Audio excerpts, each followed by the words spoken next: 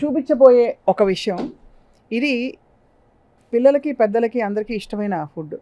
అంటే ఎదురుకుండా పెడితే నిజానికి తినకుండా ఉండలేము. అలాంటిది ఇది. మీకు తెలుసు మనం మాట్లాడిన సబ్స్టెన్స్లన్నీ ఉన్నాయి కదండి ఇందాక. Because salt salt starch deep fried, పైగా ఇప్పుడు దీన్ని అదనపు డెకరేషన్ గా పెరి పెరి మిక్స్ అని ఒకటి వస్తుంది. మీరు చూసారా? ఒక ప్యాకెట్ లో వేసేసి ఇట్లా ఇలా ఇలా ఇలా ఇలా అనేసి పిల్లలకి అదో సరదా. ఎర్రగా తయారవుతాయి చూడ్డానికి, కరకరకర వేగిపోయి వేడివేడిగా ఉంటాయి, లాగిచ్చేస్తారు. ఒక ప్యాకెట్ లాగిచ్చారంటే ఎన్ని క్యాలరీస్ మీరే చెప్పాలి. ఐ థింక్ మనకి మీడియం లార్జ్ అని అమ్ముతారు. ఒక medium packet is like 350 calories, large should touch around 600 calories.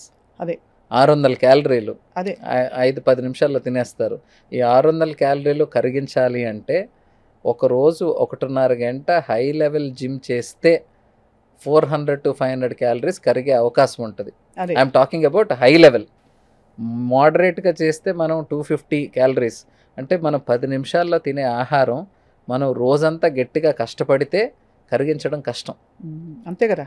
So ఇప్పుడు ఒబెసిటీ, ఈ ఊబకాయానికి మెయిన్ కారణం మీరు తినే పోర్షన్కి మీరు ఖర్చు పెట్టే క్యాలరీస్కి సంబంధం లేకపోవడం. మరి దీనిలో ఉండే అడిటివ్స్ దాని గురించి చెప్పండి. అంటే మనం అన్నాం కదండి, ఆల్మోస్ట్ అన్నిట్లో ప్రిజర్వేటివ్స్ కామన్గా వాడేది ఈ sodium nitrate, citric acid, ascorbic acid and benzoates.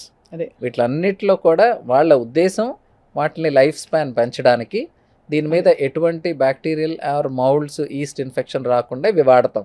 అంతవరకు అవి గుడ్. బట్ దీని long term effects, short term effects ఏంటి, లాంగ్ టర్మ్ ఎఫెక్ట్స్ ఏంటి? So citric acid, ascorbic acid, ఇంకా బెంజోయేట్స్ అంటారు.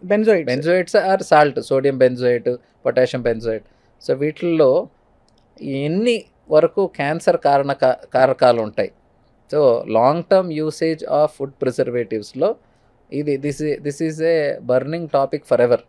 అంటే కొన్ని రీసెర్చ్ పేపర్స్ ఇదిగో దీనివల్ల అంటారు, కొంతమంది అది వల్ల పెద్ద ఇబ్బంది ఏం కాదు అంటారు, మళ్ళీ దే బ్యాలెన్స్. సో అంటే నిజంగానే ఏ విధమైన హిస్టరీ లేని వాళ్ళు కూడా ఈ మధ్య క్యాన్సర్స్ తో డయాగ్నోస్ అవుతున్నారు. అవును. మీరు వచ్చే సగం ఇవన్నీ plastic packets, plastic bottles. I was about to tell, only cancers అనే కాదు, ప్రీ మాలిగ్నెంట్ కండిషన్స్, ఎండోమెట్రియోసిస్ అంటారు, ఇన్ఫర్టిలిటీ అంటారు, హార్మోనల్ ఇంబ్యాలెన్స్ అంటారు. ఆడవాళ్లలో జరిగే చాలా ప్రాబ్లమ్స్కి, మగవాళ్లలో జరిగే చాలా ప్రాబ్లమ్స్కి, ఇంక్రీజ్డ్ ఇన్సిడెన్స్ ఆఫ్ క్యాన్సర్ అన్నిటికీ కూడా మళ్ళీ మనం తిరిగి ఎక్కడికి వస్తామంటే ఫుడ్ దగ్గరికి వస్తాము, లైఫ్ స్టైల్ దగ్గరికి వస్తాం. ఈరోజు ఇండియాలో ఏ ప్రాబ్లం అత్యధికంగా అందరిని ఇబ్బంది పెడుతుందంటే, ఈవెన్ డెత్స్ మనం మాట్లాడుకుంటే ఫస్ట్ కార్డియోవాస్కులర్ డెత్సే వస్తాయి. కానీ కార్డియోవాస్కులర్ డెత్స్ ఎక్కడ మొదలైందంటే మళ్ళీ ఈ ప్లేట్ దగ్గరికి వస్తుంది. అంతే కదా. పుఫా అండ్ సాచురేటెడ్ ఫ్యాటీ యాసిడ్స్. ఈ ముఫా ఈజ్ మోస్ట్ హెల్దీ. మనం ఆలివ్ ఆయిల్ తీసుకోండి, అలాగా పాలీ అన్సాచురేటెడ్ ఫ్యాటీ యాసిడ్స్ మనం అందరం మన వంటిళ్ళలో వాడేది, సెసేమ్ ఆయిల్ కానీ లేకపోతే safflower oil, sunflower oil. So these are comparatively better. And most dangerous are this saturated fatty acids, butter, ghee or vanaspati, Dalda, ఇవన్నీ. దీంట్లో they have direct effect on your lipid oxidation అంటాం. అంటే కొలెస్ట్రాల్ పెంచడానికి. కొలెస్ట్రాల్ చాలా పెద్ద మోసం అని కొంతమంది వాదిస్తున్నారు. అసలు కొలెస్ట్రాల్ వల్ల మీరు ఎప్పుడైతే హార్ట్ స్టెంట్లు వేసిన పేషెంట్లలో చూస్తే వాళ్ళ ఎల్డిఎల్ చూడండి కావాలంటే ఎంతో లోగా ఉంటుంది. అనవసరంగా ఇది ఒక పెద్ద అంటే the completely entirely different topic అండి. Very true, I'm trying to tell. ఇప్పుడు నాకు చాలా యంగ్ పేషెంట్స్, అంటే 26 yearsకి అన్కంట్రోల్డ్ సివియర్ డయాబెటీస్ ఉంటారు. హెచ్బిఏవన్సీ తెలుసు కదా మీకు, హెచ్బిఏవన్సీ 13.6, 27 years. ఏంట్రా బాబు ఫ్యామిలీ ఎంత ఉందా, నీకు చిన్నప్పటి నుంచి చైల్డ్హుడ్ డయాబెటీసా? కాదు. మరి ఇంత ఎక్కువ ఉంది అంటే నేను ఇమీడియట్లీ, సో డయాబెటీస్కి మనం ఇంతకుముందు కూడా డిస్కస్ చేసుకున్నట్టు కామనెస్ట్ కారణాలు అందరూ ఏమనుకుంటారంటే food. Number 2 is physical activity. ఈ రెండు కాకుండా పేషెంట్స్ ఇంకేం ఆలోచించరు. అంతే కదా. ఈ రెండు కాకుండా ఇంకా డేంజరస్ది స్ట్రెస్ అండ్ స్లీప్. అవును, స్ట్రెస్ అండ్ స్లీప్. దీని గురించి చాలామంది అడగరు, చాలామంది చెప్పరు. సో నాకు చిన్న ఏజ్ గ్రూపు వాళ్ళకి ఇంతకుముందు డయాబెటీస్ లేదు, 2 years క్రితం రిపోర్ట్స్ నార్మల్, ఇప్పుడు హెచ్బిఏవన్సీ 13.6 అంటే ఫస్ట్ నేను అడిగే ప్రశ్న, బాబు నువ్వు గత 3 నెలల నుంచి సరిగ్గా పడుకుంటున్నావా? సార్ లేదు. ఇంట్లో ఏమైనా ఫైనాన్షియల్ ప్రాబ్లమ్స్ ఉన్నాయా? నీకేమైనా స్ట్రెస్ ఉందా? సో వీళ్ళందరికీ ఉన్న problem is lack of sleep, increased stress, increase cortisol levels. మరి వీళ్ళందరికీ ప్రాబ్లం ఈజ్ సింపుల్ కదండి.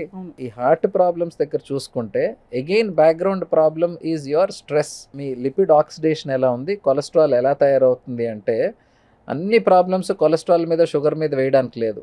ఇవన్నీ పెరగడానికి కారణం ఈ స్ట్రెస్. అది సో నేను ఒక్కసారి స్ట్రెస్ని ట్రీట్ చేశాను అనుకో, ట్రీట్ చేయడానికి ఏమి అష్యూరెన్స్, బాబు ముందు లైఫ్ స్టైల్ మార్చుకో, నువ్వు రాత్రి 10:30 కల్లా పడుకో, మార్నింగ్ 7కి లేగు, ఏది జరిగితే జరుగుతుంది. సో వాడికి ఆ అష్యూరెన్స్ వస్తే వాడి భయం వాడికి ఉన్న స్ట్రెస్ కన్నా ఈ హెచ్పిఎన్సీ ఎక్కువ ఉందని. So actually diseases, lifestyle diseases are not dangerous. మీరు కరెక్ట్ డాక్టర్కి అప్రోచ్ అయ్యి కరెక్ట్ నాలెడ్జ్ మీకు అక్వైర్ చేయగలిగితే ఇట్ ఈస్ వెరీ ఈజీ. అవును. బట్ ప్రాబ్లం ఏంటంటే భయం అనేది అన్నిటికన్నా డేంజరస్ రోగం. వీళ్ళందరూ ఆ భయాన్ని ట్రీట్ చేసేసి మేము కొలెస్ట్రాల్ తగ్గించేసాం, హార్ట్ స్ట్రోక్ని తగ్గించేసాం, కాదండి. Both are different entities. అదే అంటే మీరు అనేది ఏంటంటే అవగాహన పెంచుకోవడం ద్వారా మనకి భయం తొలగిపోతుంది. భయం తొలగిపోతే మీకు కొలెస్ట్రాల్ తగ్గిపోద్ది, అది డయాబెటీస్ తగ్గిపోద్ది. సో అవి ట్రీట్ చేసి నేను అందరికీ డయాబెటీస్ తగ్గించేస్తాను అంటే మోసం. Diabetes at 30 years is different, diabetes at 55 is different. వీడికి ఆల్రెడీ 55 years వాడికి నేను వీళ్ళకి చెప్పినట్టు వాళ్ళకి అప్లై చేయలేను, ఎందుకంటే వీళ్ళు ఆల్రెడీ కిడ్నీ పాడు చేసుకొని ఉంటారు, కళ్ళు పాడు చేసుకొని ఉంటారు. మీరు అన్ని తినడం మానేసేయండి, నేను చెప్పింది ఫాలో అవ్వండి, మీరు బ్రహ్మాండంగా అయిపోతారంటే దట్ ఈస్ చీటింగ్. ఫ్రైస్ స్వతహాగా బ్యాడ్. ఫ్రైస్ ని ఫ్రీజర్ లో పెట్టి మన ఇంట్లో పిల్లలు ఇంటికి రాగానే వేడివేడిగా వేయించి పెట్టాను, తినేసాడు, మెయోనీస్ లో ముంచుకుని తింటాడు. మెయోనీస్ మళ్ళీ దీని గురించి అంటారు, mayonnaise is other one more culprit. మొన్న మనకి స్టడీస్ కూడా వచ్చాయి కదా, mayonnaise not at all advisable అని చెప్పి. ఇవన్నీ అంటే ఫుడ్లో కూడా మనం గమనించుకోవాల్సింది కాస్మోపాలిటన్ కల్చర్ అండి. ఇండియా లైఫ్ స్టైల్కి తగ్గట్టు, ఇండియాలో జీవన శైలికి తగ్గట్టు ఉండే ఆహారంకి మనం అలవాటై ఉంటాం. అదే మనం ఇప్పుడు వేరే దేశాల నుంచి వేరే అలవాట్లు మనకి ఫ్యాన్సీ అంతే. సో అంటే నేను హైదరాబాద్కి వచ్చిన తర్వాత ఫస్ట్ టైం మయోనీస్ అనేది వినడం. అంతే కదా, నాకు అంతకుముందు తెలియదు. అంటే ఎవరికి చిన్నప్పుడు ఇలాంటి ఫుడ్స్ లేవు కదండి. మీరంతా హైదరాబాద్లో ఉన్నారు, మేము వేరే ఊరు నుంచి వచ్చాం కదా. సో అలాగే చాలా టు దట్ మ్యాటర్ మన చాలా ఫుడ్స్ నవ్వు ప్రపంచంలో ఎలాంటి ఫుడ్ ఎక్కడ తయారైనా వారం 10 రోజుల్లో హైదరాబాద్లో వచ్చేస్తుంది. That is what we have that cosmopolitan culture. అది ఇక్కడ మీరు చిన్న టౌన్స్ కి వెళ్తే కూడా అంటే ఒక్కొక్క దీనికి ఏదో ఫ్రైడ్ చికెన్ పేరిట SFC అని పెడతాడు, సుబ్బారావు ఫ్రైడ్ చికెన్ అని. చేసే రెసిపీ అదే, అంతే. అదే మైదా పిండిలో ముంచడం, వేయించడం, ఆ నూనె కూడా మళ్ళీ వాడడం, ఇంకా ఫ్రెష్గా వాళ్ళకి ప్రాసెసెస్. అట్లీస్ట్ మల్టీనేషనల్ చైన్స్ లో వాళ్ళకి ఏవో కొన్ని ప్రోటోకాల్స్ ఉండొచ్చు, వీటిలో అసలు అవి కూడా ఉండవండి. సో దానికి మరి అంటే మీరు అన్నట్టు ఈ చిన్న ప్లేసెస్ లోకి వెళ్తే రీయూజ్డ్ ఆయిల్, ఆ ఆయిల్ మీకు అసలు నల్లగా అయ్యేంత వరకు వాళ్ళు ఇంకా ఆయిల్ మార్చడాలంటే ఉండవు.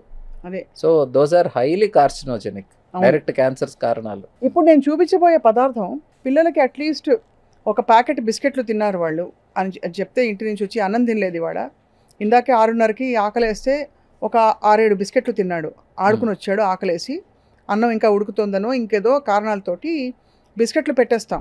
లేదు నైట్ స్టడీ, పాపం పిల్లాడు చదువుకుంటున్నాడని చెప్పి వాడికి టీ, కొంచెం పెద్ద పిల్లాడైతే టీతో పాటు బిస్కెట్లు ఇస్తాం. ఈ బిస్కెట్స్ లో ఎంత ఆయిల్ ఉంటుందో నేను చూసి మూర్చపోయాను సార్. 3 రకాల ఆయిల్స్ గురించి మనం మాట్లాడితే the butter is that most saturated oil which is unhealthy. It's ఏం హెల్దీ కాదు. మనం ఆ తల్లి ప్రేమ అంటారు కదా, పిల్లలు తింటే చాలు అని అనుకుంటాం, కానీ ఏం తింటున్నారు మనం ఏంటంటే క్విక్ ఫుడ్, ఆ ఫాస్ట్ ఫుడ్స్కి క్విక్ ఫుడ్స్కి అలవాటు అయిపోయి వాళ్ళు తింటే చాలు ఏదో ఒకటి కడుపులోకి వెళ్ళింది అని చూస్తున్నాం. బట్ అది 1 రోజు 2 రోజులు 3 రోజులు 1 నెల 3 నెలలు eventually it is causing a catastrophe. అదే మరి దానిలోంచి అంటే ఈ బిస్కెట్ అడిక్షన్ గురించి చెప్పండి. షుగర్ అడిక్షన్ దాదాపు ఇలాంటివి తినడం అలవాటు అయిపోయిన వాళ్ళకి ఆ హై రాకపోతే ఇంకా మనం పదార్థాలు ఎన్ని మారినా, ప్యాకెట్స్ ఎన్ని రకాలుగా మారినా, finally addiction is directly hitting in to the 3 major components.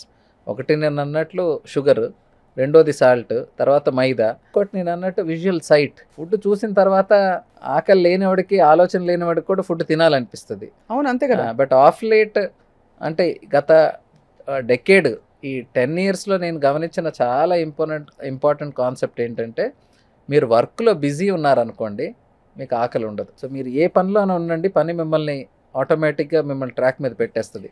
పని లేకుండా ఖాళీ ఉన్నారనుకోండి, అంతే, మనం ఎటు వెళ్దాం, ఏం చేద్దాం, దాంట్లో అన్నిటికన్నా డేంజరస్ ఫుడ్.